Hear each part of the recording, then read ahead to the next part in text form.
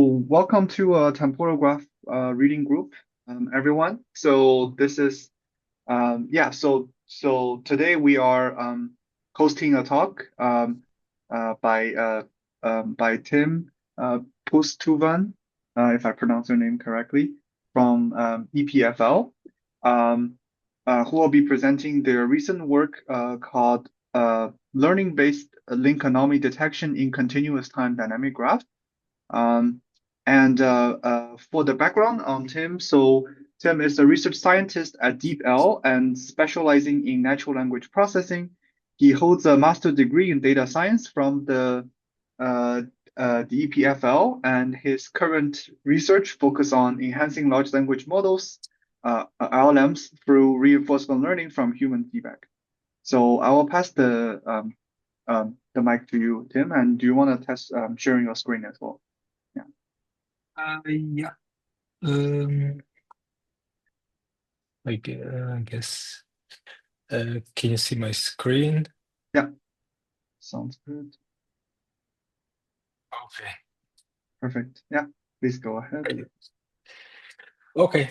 So hello. I'm Tim, and today I will present our paper on learning-based link anomaly detection in continuous time dynamic graphs. So the project was done while I was an intern at Huawei, and also at the time I was still studying at EPFL. So I'll first describe the research problem that we try to solve. Then I will describe the taxonomy of edge anomaly types and the synthetic graph generation process we developed. Later, I'll mention the main differences from between link prediction and link anomaly detection. Then I will show our experiments and the findings. And finally, I will conclude with future directions and conclusion.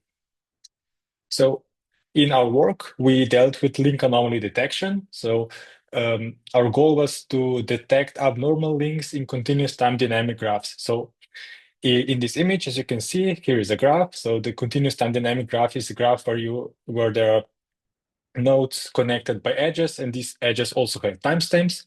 And the idea is to see which of those edges, to detect which are anomalies and which aren't. By the way, can you see my mouse? Yeah. Yes, we can. Yeah. Yes, we can. Yeah. Okay, great. So basically, this edge here appears periodically, multiple times also in the future. So you can assume that this is a benign edge, so something that is part of normality. While, for example, an edge between these two nodes would be possibly abnormal. So link anomaly detections has numerous use cases, such as in computer networks or in financial transaction networks, and has many applications such as intrusion detection, fault detection, fraud detection, or abuse detection. So anomaly detection is an important topic. So there already exist previous works that attempt linear link anomaly detection, but they do so at coarser temporal granularity. So they either explore link anomaly detection either in static graphs or in discrete time temporal graphs, which are both strictly less expressive as continuous time dynamic graphs. So you can basically model both of these graphs with the continuous time dynamic graphs as well. And then there are also approaches for the in continuous time dynamic graphs, but these are very anomaly type specific and also or disregard contextual information. For example, they can detect bursts of edges, but they can't detect general anomalies. So in our work, we are the first to analyze link anomaly detection for continuous time dynamic graphs. We develop a taxonomy of edge anomaly types in such graphs. Then we bridge the gap between link prediction and link anomaly detection task by extending or let's say adapting the experimental setting. And then finally, we have a broad comparison of existing temporal graph methods on synthetic and real graphs with synthetic and organic anomalies. So to first show a bit of a let's say, define the research problem, we're dealing with continuous time dynamic graphs. So these are graphs where you have set of nodes. and then you have set of edges that connect these nodes. So which I guess is what you would expect in normal static graphs. But then the edges, in addition to just connecting pair of nodes, they also have timestamps. So these edges, these interactions between different nodes can occur at different timestamps, and each edge also carries a message. For example, here this edge carries a yellow message, and this edge here a blue one. And what makes the continuous time dynamic graphs the most general formulation is that these timestamps can be any continuous, literally any continuous value. And then the aim of link anomaly detection is to assign edge anomaly score to each of the edges. So, for example, this edge here, like I mentioned already before, occurs multiple times, so it should have low anomaly score, while, for example, this edge here, which is slightly anomalous, would have high anomaly score. So to study link anomaly detection in continuous time dynamic graphs, we develop a general taxonomy with respect to structure, context, and time. So the previous works that consider just static graphs consider only structure and context, but they disregard temporal dimension because it simply doesn't exist in static graphs. Therefore, we're in a way a bit extending and also slightly reinterpreting the way that we consider anomalies. So in our case, we don't go for any specific formulation, but we just say that anomalous dimension is anomalous if its occurrence is unexpected. So, for example, if you have a graph where you have a strong community structure and then there is a link between different communities, that is likely a structurally unexpected, so it's a structural anomaly. And then, for example, if you have a traffic network where there are cars traveling between cities, and there is a lot of traffic outside of a rush hour, that is also likely an anomaly.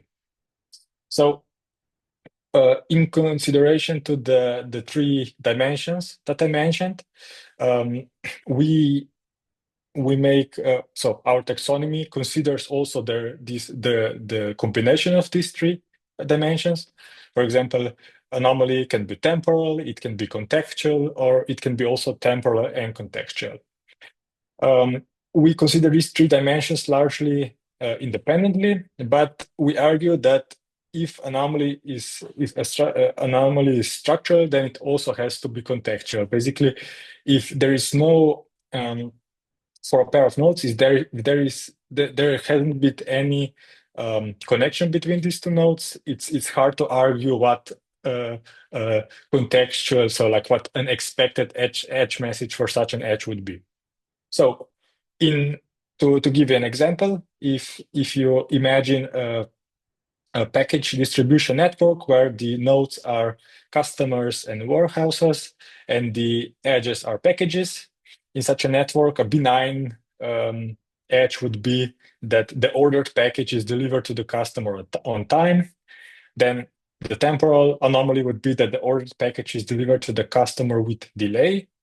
Contextual if the package with wrong content is delivered to the customer on time. And then temporal contextual anomalies if both of these happen at the same time. So there is the wrong content and also delay with delivery. A structural contextual anomaly is then that the ordered package is delivered to a wrong address and time, and then temporal structural contextual anomalies when all the three dimensions are unexpected, so that a random package is delivered to a random address at the random time. So if I illustrate this in the framework on continuous time dynamic graphs, you can see here that there are seven nodes. There are two communities, a blue community and the orange community. There are different types of edge messages. So there is a yellow edge message also and blue edge message.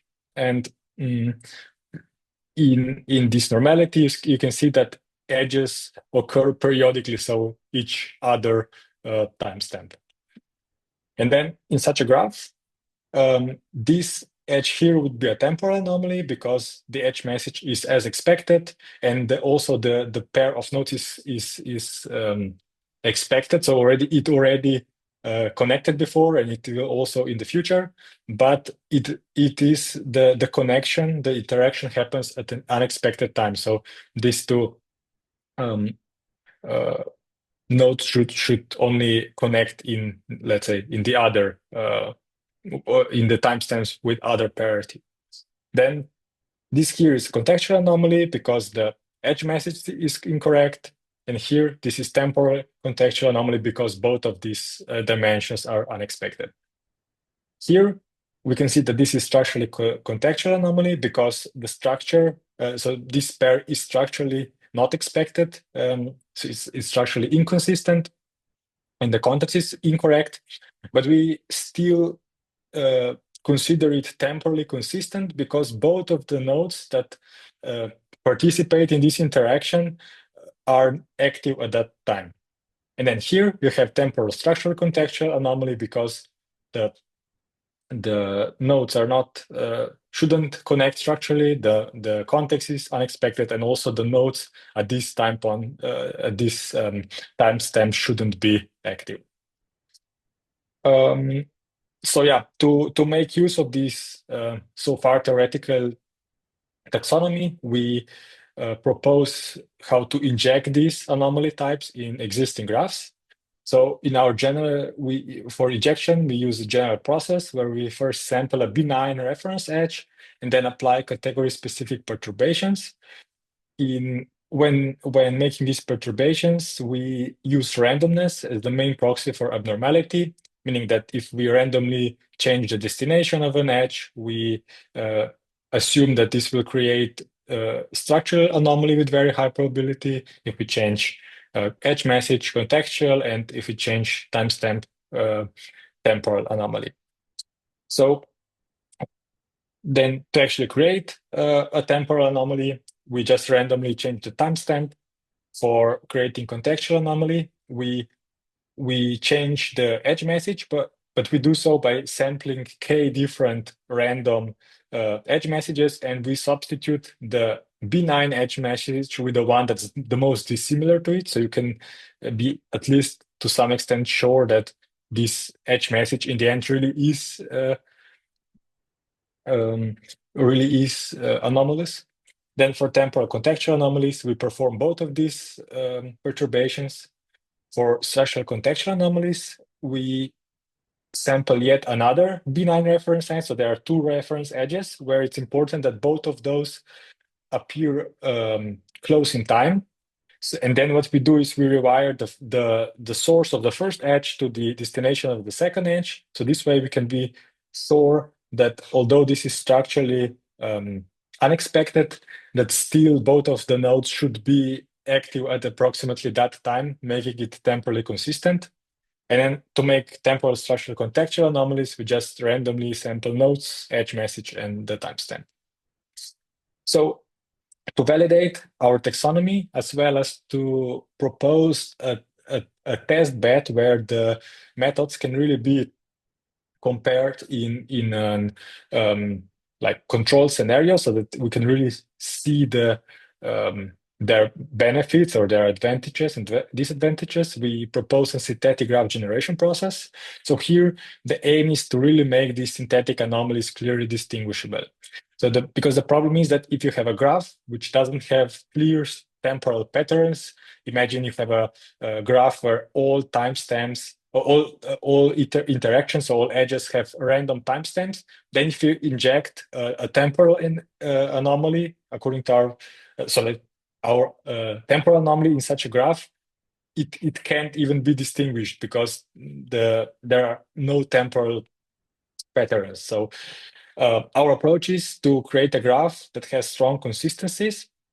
With respect to structure, we create a static graph that has very strong community structure.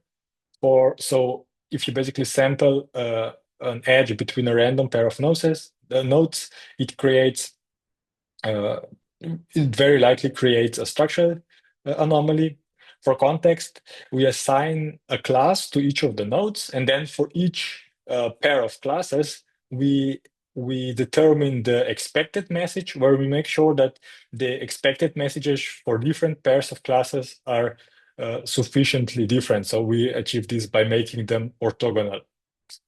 And then for time, for each static edge, we then sample all the temporal, let's say, temporal edges in some time window, where we make sure that within this time window, the edges are distributed equidistantly.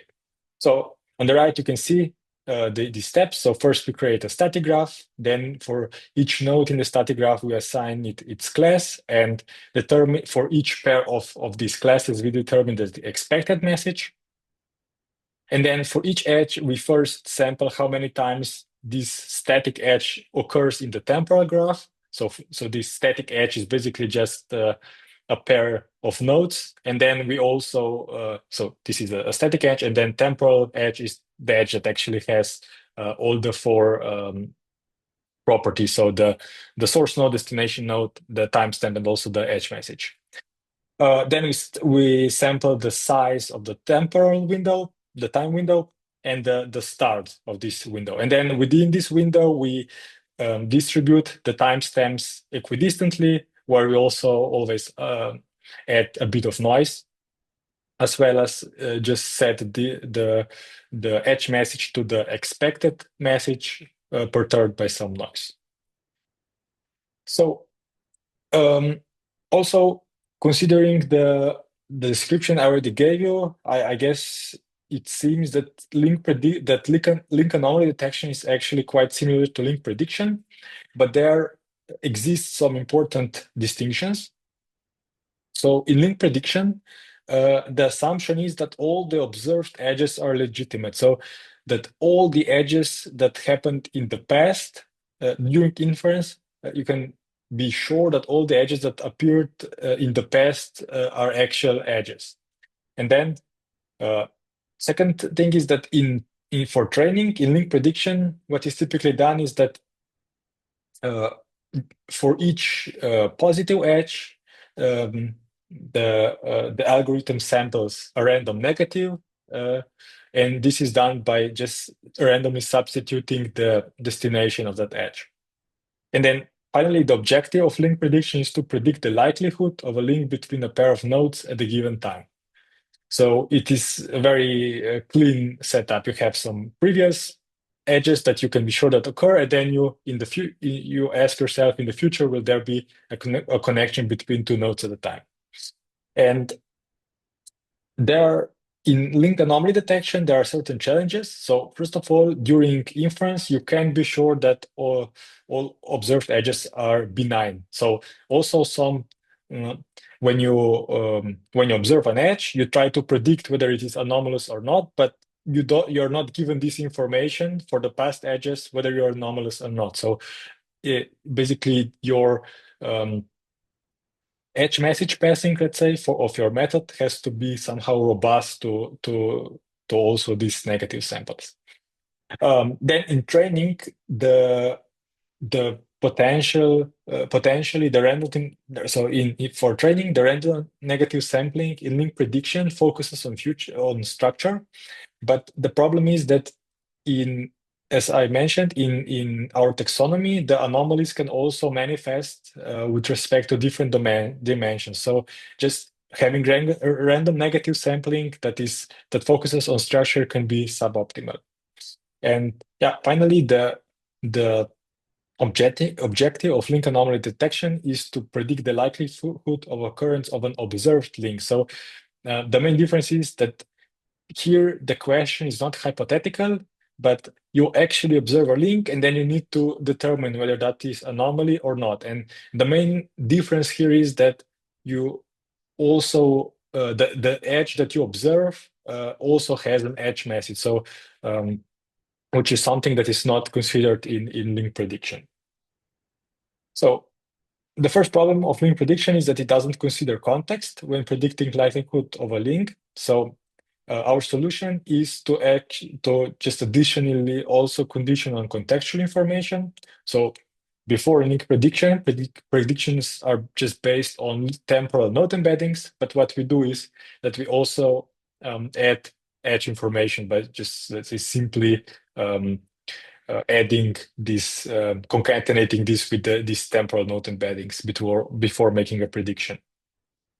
Then the second problem is that random negative sampling in link prediction focuses on structure. So as I mentioned before, in link prediction, for each positive edge, you only generate negative edges by randomly rewiring destinations. So what we do is that we improve the training regime by also allowing different perturbations. So in addition to randomly rewiring destinations, we also randomly change timestamps and edge messages. So this way, the model can see a richer distribution of negative examples. Just a So quick question. Do you sure. assume your training set has no anomalies, and then only your test set will have anomalies? Yeah, exactly. So this is usually the typical setup. In training, there are no anomalies, but there are anomalies then in validation and test sets. And specifically, but so like this assumption that I said that you don't know which edges are benign or not is actually just not true at inference, so in test set. In the Right. training, this is still satisfied. Yeah. Okay. Makes sense. Thanks. Yeah. Okay, great. Um, so in our experiments, we consider um, some of the existing models. So we use two heuristics, edge bank with limited time window and edge bank with infinite time window, as well as learning-based approaches such as TGN, CON, TCL, graph mixer, and digiformer. We use a variety of data sets. So as a synthetic graph, we use the synthetic data set that I described before. And then we also use real graphs without organic anomalies, such as Wikipedia, Reddit, Mock, Enron, and UCI. And then we also perform experiments with real graphs with organic anomalies, such as Los Alamos National Labs dataset and DARPA-TIA dataset. We consider also different experimental settings. So we test the methods on synthetic graph with synthetic anomalies, on real graphs with synthetic anomalies, and on real graphs with organic anomalies. And in all the experiments, we adopt AUC-ROC as the main evaluation metric. So our first finding is that conditioning on contextual information and the improved training regime are effective. So you can see here that TGN method applied to the synthetic graph can't distinguish contextual anomalies without conditioning context because the baseline for AUC is 50. While if you add this contextual information, it can do so at almost with perfect accuracy, which I guess makes sense since contextual anomalies differ from their benign counterparts. Only according to the edge message. And if you don't use this information when predicting anomaly scores, you can't succeed. And then for the improved training, you can see that if you use the improved training regime, all of the detection rates for all anomaly types are higher, where the improvement can be as much as 30 AUC points for contextual anomalies. Then the first finding on the synthetic datasets is that anomalies on multiple dimensions are easier to detect. If you consider this, for example, graph mixer, you can see that the detection rate of temporal contextual anomaly is higher than the detection rate of temporal anomalies and lower than detection rate of temporal structural contextual anomalies. So I guess this is also not too unexpected because if you have a model, if you have an anomaly that stands out in more dimensions, it should be more easily recognizable. Then Another finding is that GraphMixer excels in modeling temporal dynamics. So you can see that it achieves the best performance on temporal and temporal contextual anomalies. Here, this is probably the because it is the only of the models that uses fixed time encoding function, while all other models use learnable ones. Then Digiformer and Con are superior at modeling structure. You can see here again that they're best at modeling structural contextual and temporal structural contextual anomalies. And this is probably because the Con is the only model in our experiments that uses two-hop neighbors when predicting when embedding nodes.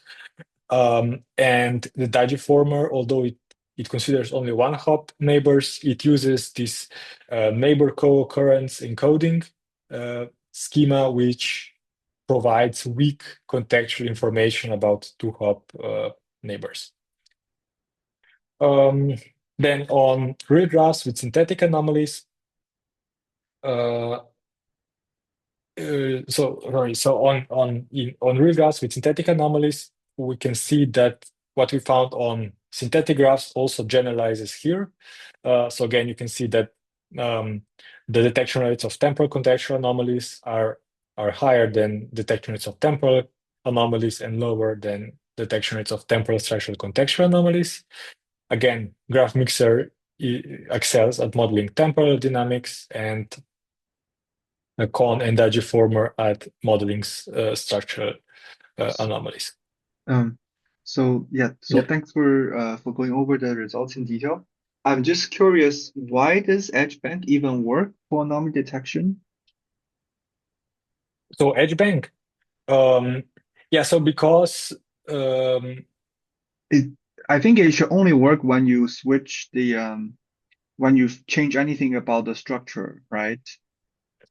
yeah, so I guess so. The EdgeBank predicts an edge as anomaly. So basically, the EdgeBank predicts the in link prediction. How it works is that anomaly. The first time the link occurs, it's predicted as negative, and then each next time that this link occurs later. So basically, link is predicted as positive. If it already appeared before, right? And in our scenario, what we do is we consider that if the probability, so the anomaly score, we assign anomaly score as one minus the the score that it is benign. So in this way, we kind of invert the I predictions see. of edge bank. So I see. I basically, see. the edge bank can detect only anomalies between a pair of nodes where the link um, never occurred before. So these are structural anomalies typically um, where it's just between a random pair of nodes that never had a connection before. So I see that, for example, yeah, so my point is that the edge bank by design doesn't work when you don't perturb the structure. So it only works for SC and TSC category, which is empirically true here as well. However, a little bit concerning is some of the other methods don't even beat edge bank in this perspective. That means that um, in that case, you should just go ahead and use like edge bank because you don't even need to train it, basically. Yeah, I mean, I think that is one of the findings of the Edge Bank paper and why it's also such a strong baseline that in many cases it can already perform as good as some of those uh, methods. I think that's also in the original paper, but I'm not entirely sure. Yes, I'm actually first author of the edge bank paper, so um, Oh, so I guess you know then. yeah. Um, so and a separate question, I guess you're also doing test time updates, right? Because it's continuous time. Yeah, yeah, exactly. You Yeah. are, but do you commit to memory the fake edges, or you let the model detect if it's anomaly or not? Then if it's not anomaly, then you commit to memory. No, no. So in this case, we always commit to memory. Um, I guess you could also do something like this with other methods where you could predict if something is anomaly or not. And then if it is anomaly, you would disregard it from the past Right. edges, basically. But I think that we tried this and it was very unstable, so we decided against it. I see. I see. Yeah, because Wait, then you are so somehow so so do you assume at test time after you make the prediction, you know which edges are true edges, or do you assume that you still don't know after you made the prediction which edges are true edges? so no, so we in our setting we just update everything. So the model has to be I somehow see. robust, also that there is some noise in the past edges. I see. I see. Okay. Yeah, interesting. Thanks. Okay, yeah, great, thank you. Um, yeah, then we also find that these real graphs may not exhibit strong consistencies. So in the synthetic scenario, um, so detection rates for all the anomalies, at least the highest ones, were always above 95%. So IUC, and in in this case, we know that synthetic graphs have strong consistencies, and these models can detect anomalies with very high detection rates if the graphs so if the anomalies are clearly distinguishable, and this is the case when there are clear patterns. And on real graphs, these detection rates are considerably lower, which indicates that um, they don't have strong consistencies. For example, for temporal anomalies on Reddit, the best performing model achieves 81 AUC score, which indicates that the users in Reddit don't post at different times.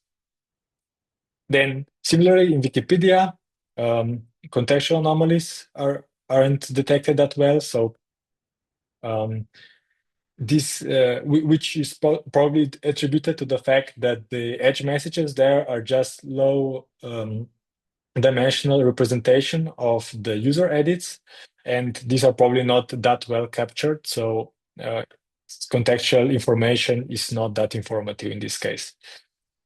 Then for Enron and UCI networks, um, the structural contextual anomalies are detected a bit with relatively lower AUC than in the synthetic uh, graphs, indicating that the users there aren't communicating to some very strict structural roles.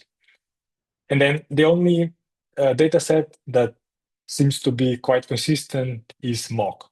So overall, this again highlights the usefulness of our synthetic graph, where you can really compare the methods and see how well they perform in a more isolated scenario.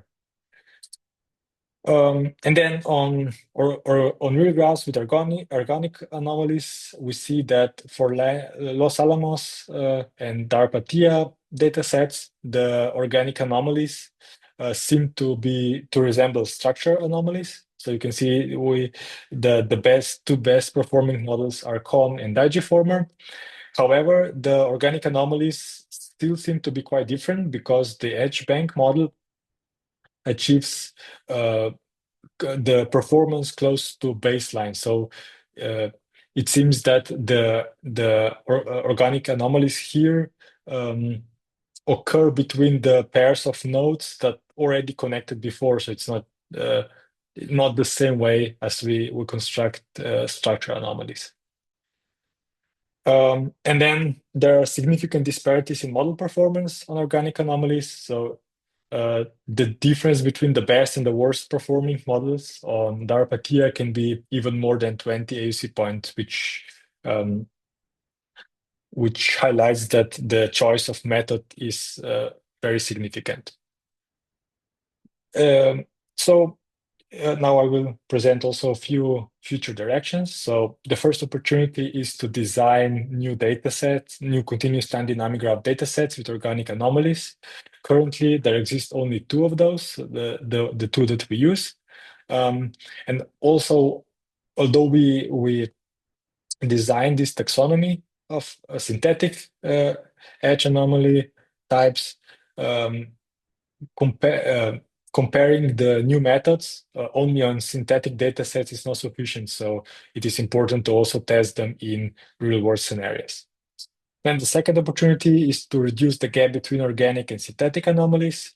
So as we saw, the organic anomalies in the Los Alamos dataset and ARPA-TIA seem to resemble um, syn synthetic structural synthetic anomalies, but which could be valuable to the practitioner. So maybe practitioners could just determine which of these synthetic anomaly types is the most similar to the organic anomaly types for their use case, and then they could do um, like model selection based on these synthetic anomalies, since the organic ones are usually very costly um, to obtain. Then another option would be to apply explainability methods to the temporal graph methods used here to give insights how they recognize some edges as anomalous or not, and also how these anomalies are formed in the real graphs. And then finally, our taxonomy uh, is focused just on edge level anomalies, but the um, anomalies could be all in continuous time dynamic graphs can be also studied at different levels, from node level, subgraph level, or even graph level. So yeah, to conclude, we present the first analysis of link anomaly detection in continuous time dynamic graphs, our comprehensive taxonomy of edge anomaly types and the corresponding injection strategies, together with the synthetic graph generation process, enables better evaluation and understanding of anomaly detection in continuous time dynamic graphs. And in our experimental findings, together with discussion on future research opportunities, we enable further research in learning anomaly detection methods for continuous time dynamic graphs. So yeah, that's it from my side. And then if you have any questions, please go ahead. Oops. Yeah, so thanks for sharing your project, and it's like very well done. I would say like I like the definition and the clear definitions, the examples, and how you test it on like the synthetic graph, the real graph plus synthetic anomaly plus real graph with real anomaly. Um, I find that the limitation on anomaly detection for dynamic graph mostly come from the limitations on the existing data sets. So I think these two data sets are pretty old, if I remember correctly. Um, Yeah, so the Los Alamos is very old, and this DARPA, I think I think that's so also basically from the PDD 20 data. years ago or something. But Yeah, so I'm not sure. So I think yeah, the data is old. So like the graph is kind of new. I think it was yeah, also done within this group, but like the data about so actual data is quite mhm, old. Yeah. yeah. So that's hopefully we'll get better data sets because I think because like currently on the real world data set, you see that the performance is already saturated, right? So at least based on these two data set, the message is you can just use something like that deformer, you can get pretty close to, well, perfect performance to detect the anomalies. Um, which I think and like nowadays, like it should be more challenging because you could also have new types of anomalies that you don't observe before from the data, and then that can be added and so on and so forth. But that's yeah, that's a separate discussion. And yeah, so thanks for discussing your work. If the audience have any questions, feel free to type in the chat. Um, and yeah, so sounds good. Uh, do you like to discuss like do you know of like any follow-up work that your group is working on this side or um, So I don't think so. I think the group switched directions a bit. I think there was also a bit of restructuring. So I don't think that there I is any see, I see. follow-up work in this direction. No. I see, I see. But yeah, But but I'm not sure because I left the company at the time, and right, right, right. yeah. Yeah. Yeah, it's definitely super interesting research. And yeah, so thanks again for sharing in the reading group. Um, and if there are no more questions, we can wrap up the talk for today. And yeah, so there's a question here. Can you explain the importance of community structures in the graph in this context, I guess? Um, so yeah, um, I guess the this is maybe related to how we construct the uh, how we create this synthetic graph. And idea is just basically that the community structure is not the um, kind of the requirement for detecting anomalies or in any way. So the structure in graphs can have different, let's say, kind of layouts. You can have, and one of the options is community structure. So there, the idea is that you have nodes that are tightly connected between each other, and then so these are so-called communities, and then there is not that many edges between communities, and such. So this is a way that where the structure is very clear. For example, you can also have, if you imagine.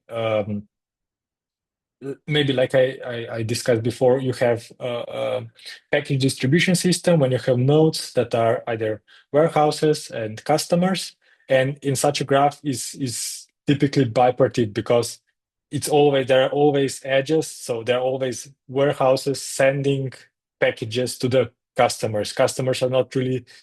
I mean, I guess they can also send packages to each other, but within this graph, you would expect that it is bipartite. And um, so the community, again, this community structure is not meant to really mimic existing graphs. This is also one thing that reviewers raised as a question is how it's similar, how synthetic graphs is similar to real graphs. Um, and what I think it's important to note here, it's not supposed to emulate real graphs, but it's supposed to provide just the setting um, where these synthetic anomalies can really be distinguished. Because if you have a graph where there is the edges are just like nodes are just connected to each other kind of randomly, it's very hard to say, okay, we can inject an edge in any way that you imagine, and you can claim that this is really structural anomaly. So here, this allows us that our injection strategy, which I guess should in general typically still be useful, generate anomaly with very high probability. I guess, does this answer the question?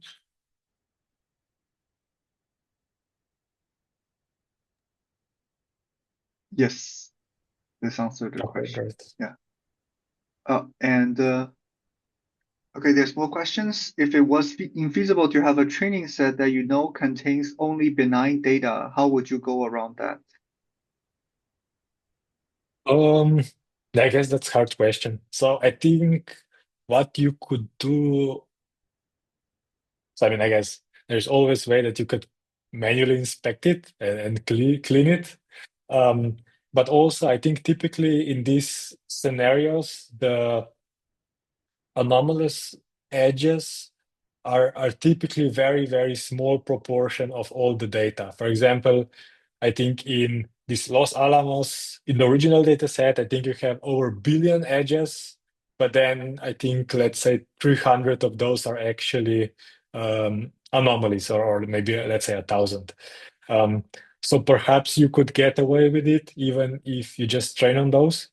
But at least in the papers, it's um, typically assumed that during the training, all the edges are benign. For example, in this Los Alamos dataset, I think the idea is that so this is a dataset that represents network traffic within these Los Alamos labs, and what they do is the first, I don't know how many days, they just measure the standard traffic, and afterwards they call the um, I think they call this red team, which actually tried to break into this server. So you could be sure that before some point everything is benign. But yeah, like I said, I guess it depends on how many anomalies there are. Maybe you can just get away with it without actually, yeah, like assuming that they are all benign, because typically the number of anomalies is not that the proportion is not that high. Yeah, that makes sense. But I guess your empirical experiments also partially answer this question because even if you commit the anomalies into the model memory, it still doesn't affect the performance that much, right? It can still perform really well um, on the data sets. So it kind of shows that it's Yeah. kind of robust to that. And how much anomaly do you inject like on the real data sets? Uh, I think we stick to 5%. I think that's kind of I see. standard also in other data sets. Yeah, which is higher than, let's say, that it's in these real graphs. Right, right.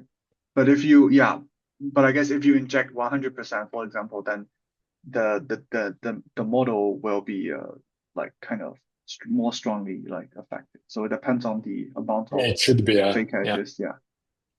Okay. Sounds good. And thanks for the discussion, everyone. If you have any questions, you can also like reach out to the author directly, I guess. Yeah, so thanks again for the talk, and then we'll wrap up here for today. Thank you. Okay. Yeah. Thank you for inviting Thanks. me. Thanks Thank for you. Thank presenting. Bye. you. Bye. Thank Bye. you.